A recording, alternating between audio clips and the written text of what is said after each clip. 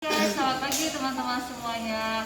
Kita ketemu lagi di Praktikum IHATO dan hari ini kita akan belajar cara isolasi piperin ya. Piperin itu sendiri adalah senyawa alkaloid yang terdapat dari buah lada hitam atau piper negeri. Nah, untuk isolasi sendiri kita gunakan metode paketasi. Untuk lebih jelasnya akan dijelaskan oleh Bu Noli. Bagaimana Bu Noli? Terima kasih Bu Ismi. Untuk isolasi piperin ya, kita menggunakan bahannya itu adalah buah lada. Mengapa ladanya itu dimasukkan dalam kertas? Ini kertas selongsong ya, gitu. Karena kita menggunakan metodenya soklet, kecuali kalau reflux ya. Kalau reflux, terkuk simplicia itu kontak langsung dengan cairan penyari. Tapi kalau dengan metode soklet itu tidak kontak, dimana ini nanti labu alas bulat itu untuk menuangkan tempat cairan penyari ya, atau hasil ekstrak. Nah, badan sokletnya ini tempat untuk selongsong yang isinya serbuk simplicia. Oke, saya jelaskan sedikit ya tentang isolasi piperin. Piperin itu salah satu senyawa alkaloid, di mana sifatnya kalau alkaloid secara umum itu apa?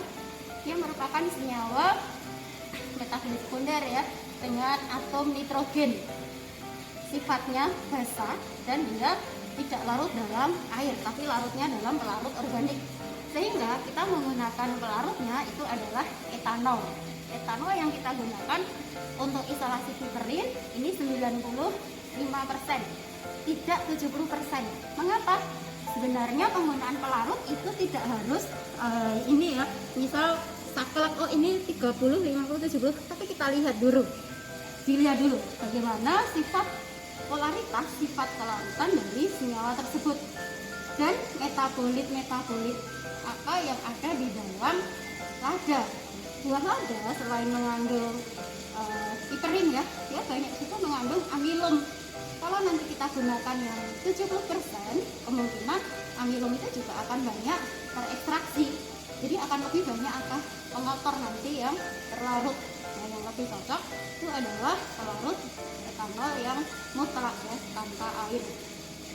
Sifat yang lain dari alkaloid ini dia merupakan senyawa amida, dasar lemah ya, yang piperin maksud saya. Jadi nanti untuk penggunaan KOH, salah satu reagen yang digunakan di sini ini belum ada ya, cuma nanti ada KOH etanolik. Kenapa kita menggunakan KOH etanolik pada saat untuk isolasi selanjutnya ya? Maksudnya untuk mendapatkan piperin yang lebih murni lagi. Dalam buah pala selain mengandung piperin itu banyak terdapat senyawa resin yang bisa kita eliminasikan dengan KOH etanolik. Mengapa bukan metanolik? Karena kalau dengan metanolik nanti piperin itu akan terhidrolisis menjadi kalium piperinat dan piperidin. Nah, itu harus diingat. Dan nanti pada saat penuangan KOH etanoliknya tidak boleh dalam keadaan panas ya, karena nanti bisa juga terhidrolisis. Yang kita peroleh bukan piperin, tapi justru malah piperidin.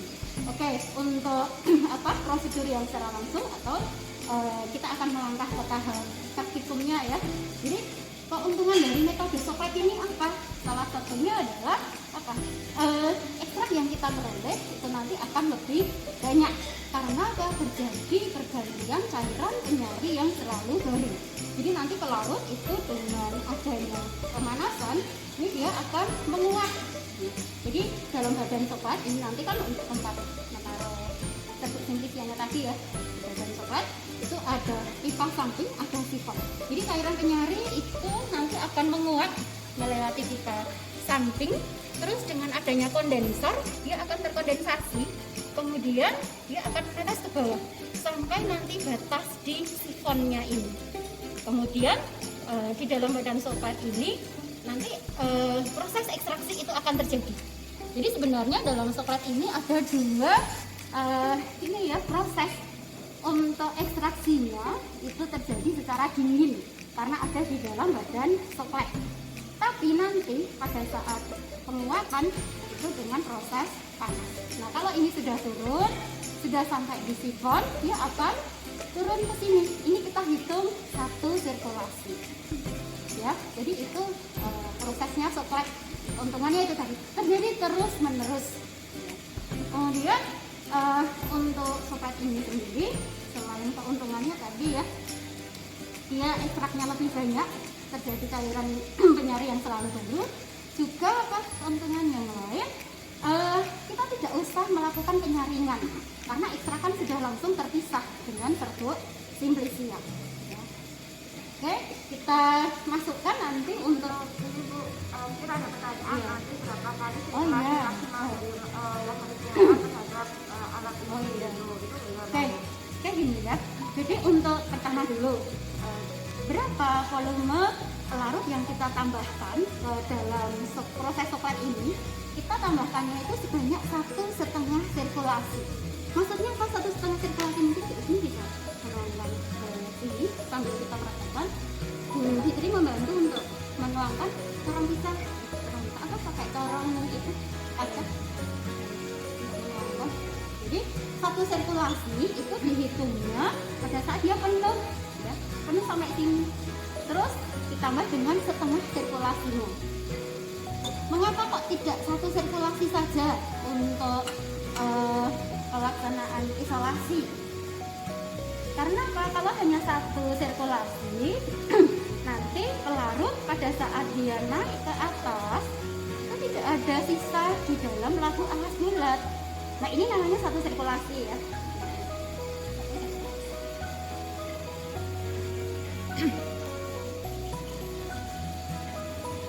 Nah, kalau hanya satu sirkulasi tadi dia kan turun semua. Ya. Nah, pada saat nanti dia akan naik ke atas, tidak ada yang tersisa di labu alas bulat. Akhirnya apa? Meledak nanti. Kan tidak ada yang dipanaskan di sini ya. Atau proses ekstraksi akan terhenti. Ditambah lagi dengan setengahnya. Nah, kapan kita menghentikan untuk proses ekstraksinya atau ekstraksinya dengan metode soklet? Pertama, kita lihat dulu senyawa yang kita isolasi itu berwarna atau tidak. Kalau senyawanya berwarna, maka kita lakukan ekstraksinya sampai filtrat yang tersirkulasi itu tidak berwarna. Filtrat yang tersirkulasi itu melihatnya di mana ya? Ini filtrat yang ada di dalam badan soklet sampai tidak berwarna. Kira-kira berapa? Mungkin bisa 7 sirkulasi, 10 sirkulasi. Beda-beda ya. Nah, dan itu kita untuk prakteknya karena waktunya juga tidak bisa lama ya. Kalau kita praktikum di lab untuk IATO kita lakukan biasanya 5 kali ya. Tapi kalau untuk penelitian tidak boleh begitu.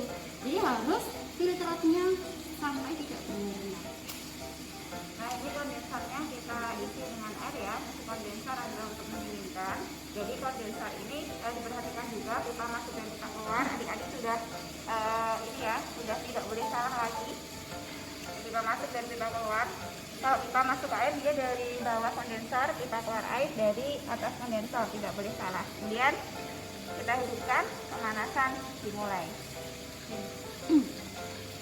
Kemudian kalau senyawanya itu tidak berwarna, bagaimana kita menghentikan untuk isolasinya? Ya, kita cek identifikasi ya sesuai dengan golongan yang menggunakan reagen yang sesuai. Yang dites yang mana? Ya, yang filtrat yang ada di badan soklet. Jangan identifikasinya ya di labu alas bulat ya, karena ini tempat ekstraknya. Kita lakukan ini dan dihitung ya sirkulasinya itu terjadi berapa kali, karena nanti kan berpengaruh. Oh, rendemennya misalnya segini karena sirkulasinya itu dilakukan hanya sedikit, itu berpengaruh. Oke, nanti kita lanjutkan di skin yang berikutnya untuk apa? Pemakatan dan penambahan KOH dulu. Mungkin nanti bisa kita ini ya videokan bagaimana proses sirkulasinya itu terjadi nanti ya. Baik teman-teman, jadi ini adalah proses soklet nasi ya. Jadi proses ekstraksi menggunakan soklet. Nah, dari bawah sini ini pelarut sudah mendidih ya. Sudah mendidih, nanti dia naik uapnya. Nah, uapnya ini akan terkondensasi oleh adanya pendinginannya dari kondensor. Nah, uap akan berubah menjadi tetesan cairan kembali. Nah, ini sudah hampir penuh. Nanti dari sini ya. Dari sini ini nanti pelarut akan turun kembali. Jadi kalau ini sudah penuh, maka pelarut akan turun dan mengekstraksi kembali. Jadi nanti ini pelarut menguap, naik dan akan mengekstraksi serbuk yang ada di dalam badan soklet. Jadi pelarutnya itu selalu baru. Nah, ini sudah terjadi pembentukan warna ya. Jadi warnanya sudah berubah, yang tadinya berwarna bening sudah berwarna kuning. Itu tandanya berarti sudah terjadi proses ekstraksi. Nah, ini ya teman-teman. Ini pelarut sudah turun masuk ke dalam labu. Baiklah, isolasi piperin dari serbuk lada sudah selesai ya untuk proses ekstraksinya.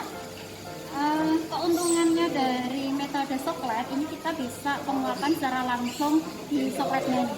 Tahap selanjutnya selongsong kita ambil ya. Tapi jangan sampai filtrat yang tersisa di badan soklet ini kita buang, karena ini masih banyak piperinnya ya. Jadi kita tuang nanti ke dalam labu alas bulat. Dan cara penuangannya jangan sampai tangan kita megang di badan di pipa sifonnya ini ya, pipa samping, tapi megangnya nanti di badan soklet, karena ini kalau diputar nanti mudah retak.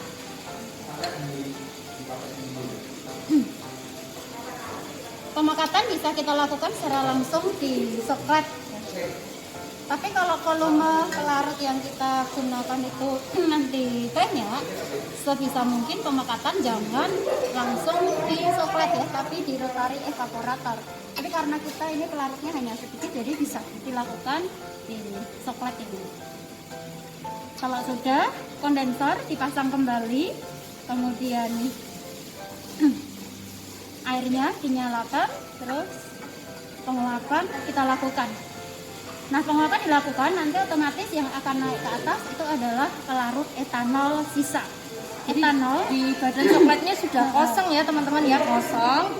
Jadi nanti ketika ini dipanaskan, yang naik hanya pelarut. Ekstraknya tetap ada di dalam labu. Oke, kita nyalakan. Kita lakukan pemekatannya nanti sampai pekat ya. Jadi semua pelarut kita uapkan, semua pelarut etanol, yang tersisa nanti hanya ekstrak kira-kira 10 mili. Nah, setelah 10 mili ekstrak tertampung dalam labu alas bulat ini, nanti kita lakukan penyaringan ya. Terus ditambahkan dengan KOH etanolik. Tapi dalam keadaan dingin ya, nunggu dingin dulu baru ditambahkan KOH etanolik. Etanol sisa itu bisa kita gunakan untuk apa saja, jangan sampai kita gunakan untuk isolasi dengan bahan simplisia yang berbeda ya, karena walaupun dia etanol tapi itu bekas dari isolasi untuk serbuk lada. Kalau bisa ya hanya digunakan untuk simplisia yang sama. Nah, ini ya teman-teman ya, sudah mulai mendidih. Kemudian nanti uapnya dia akan mulai naik. Nah, ini ya, nanti akan terjadi perembesan atau tetesan-tetesan cairan. Nah, cairannya ini dapat dari mana? Dari uap yang naik ini ya. Uapnya ini naik, kemudian adanya kondensasi di sini ya, adanya pendingin. Nah, pendingin ini akan merubah uap menjadi tetesan cairan kembali. Cairannya ini cairan pelarutnya ya. Jadi 100% murni hanya pelarut saja. Nah, ini sudah mulai mengisi nih ya. Nih, ini udah mulai turun pelarutnya. Nah, ini menetes nih. Jadi ekstraknya ya cuma ada di bawah, yang cuma naik hanya pelarut saja. Dan jangan sampai nanti pelarutnya itu turun kembali ke bawah ya, nanti sia-sia pemakatan kita. Jadi kalau sudah sampai setengah, pelarut Dituang. sampai setengah, kita hentikan, api dimatikan. Kalau misalnya masih banyak pelarut ya kita lanjutkan lagi pemakatan, tapi harus dituang dulu ke botol sisa. Gitu. Oke teman-teman, ini sudah selesai ya untuk sokletasinya. Jadi ini tadi sudah hasil 5 kali sirkulasi dengan hasil ekstrak yang sudah pekat. Nah, ini yang bagian badan soklet ini adalah pelarut yang sudah kita pisahkan tadi. Nah, selanjutnya nanti ekstrak yang kita peroleh ya, jadi ekstrak lada yang kita peroleh nanti kita akan tambahkan KOH etanolik, betul ya? Iya. KOH etanolik. Ini ya. Kita tambahkan KOH etanoliknya 10 ml.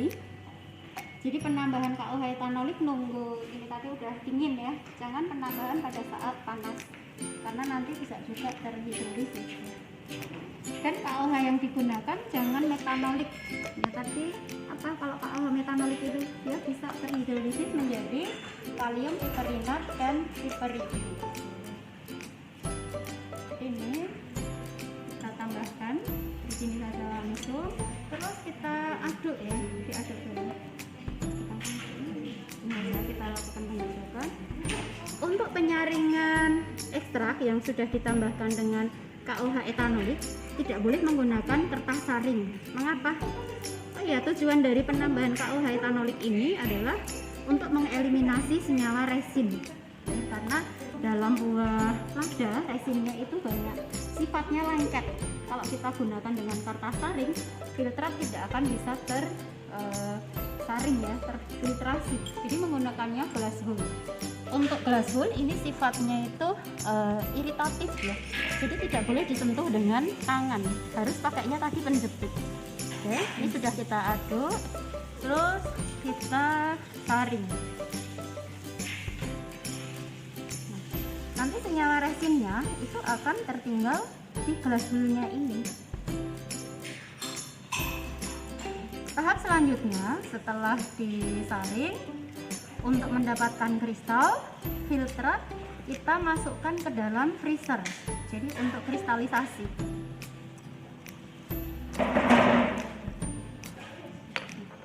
Sudah selesai. Kita masukkan dalam freezer ya.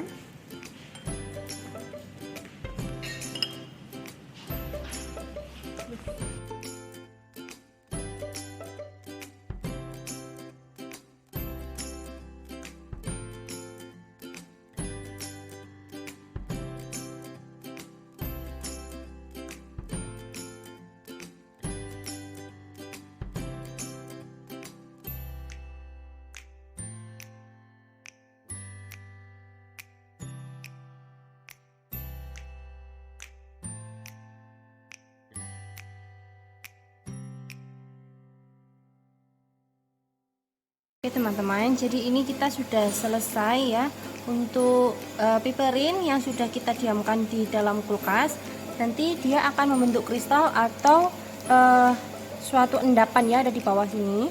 Nah nanti selanjutnya kita timbang kristal piperinnya menggunakan kertas saring. Nah sebelumnya kertas saring ini harus kita timbang dahulu. Supaya apa? Supaya kita mengetahui berat dari si kristal begitu. Kalau filtrat yang kita dapat ini ya, filtratnya ini terlalu banyak atau masih kurang pekat begitu ya, kurang pekat, hasilnya seperti ini. Jadi kristal piperinnya tidak jadi hanya ada endapan saja di bawah, tapi nggak masalah ya. Jadi endapannya nanti kita tetap kita saring, endapannya kita dapatkan, kemudian nanti bisa kita lakukan analisa menggunakan KLT begitu. Nah selanjutnya kita timbang dulu ya kertas saringnya. Oke teman-teman, jadi kita mau menimbang kertas saring ya. Jadi di sini kalau teman-teman mau menimbang itu dilihat dulu ini ya satuannya. Kalau memang masih karat harus kita ubah dulu ya. Kita ubah menggunakan gram. Nah seperti ini. Ini sudah dalam bentuk gram begitu. Nah selanjutnya kita timbang kertas saringnya. Oke, sudah ketemu. Nah nanti ini ya perhitungan ini bisa teman-teman catat untuk perhitungan untuk pembuatan portofolionya begitu ya. Atau nanti saya tuliskan di lembar portofolio. Nah, oke teman-teman, jadi tadi kertas saringnya sudah kita timbang ya. Kemudian kita saring filtrat dan juga kristal yang ada di dalamnya.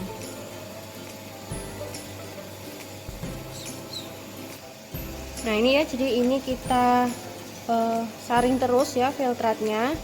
Kalau sudah selesai baru nanti akan kita lakukan pengovenan ya. Ini kita sudah selesai ya teman-teman, kita sudah selesai melakukan penyaringan. Nah ini sudah diperoleh kristal, harusnya sih kristal ya, kristal dari piperin. Karena ini penguapannya kurang, dalam artian filtratnya masih banyak sehingga tidak terbentuk kristal. Hanya ini endapan saja, tapi ini adalah endapan dari piperin, tidak masalah, tetap kita bisa lakukan analisa KLT-nya nanti. Nah, untuk itu sebelum kita analisa KLT kita harus tahu dulu berat dari si piperinnya. Jadi nanti ini kertas saringnya masih basah, kita oven dulu ya, oven supaya kering sehingga nanti kita tahu berat dari si kristal piperin dengan cara dikurangi dengan berat kertas saring yang belum diberi apa-apa begitu. Nah kita lanjut ya ke pengovenan. Nah ini ya teman-teman, jadi endapan yang kita sudah dapat atau kristal yang sudah kita dapat kita masukkan ke oven ya. Jadi suhunya antara 40 sampai 55 ya. Kita masukkan.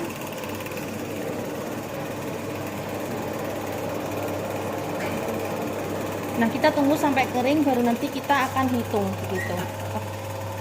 Jadi adik-adik, ini kertas saring yang sudah kita ambil dari oven ya, karena sudah kering ya. Nah, kalau sudah kering seperti ini, kemudian kita akan timbang untuk melihat berat dari kertas saring yang kering ini. Nanti setelah itu, dari hasil yang penimbangan itu, kita akan selisihkan dengan berat kertas saring sebelumnya. Tujuannya untuk mendapatkan berat kristal piperin, gitu ya. Oke, kita timbang menggunakan ini ya, timbangan digital ya.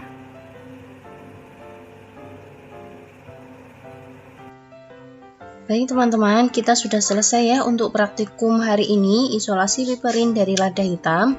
Nah silahkan teman-teman jawab ya soal di bawah ini. Yang pertama yaitu berapakah berat dari kristal piperin. Nah teman-teman tadi yang sudah memperhatikan ya, berat kertas saring kosong itu berapa, berat kertas saring saja itu berapa, kemudian berat kertas saring yang ada kristalnya itu berapa. Nah silahkan teman-teman hitung dan jawab sekarang.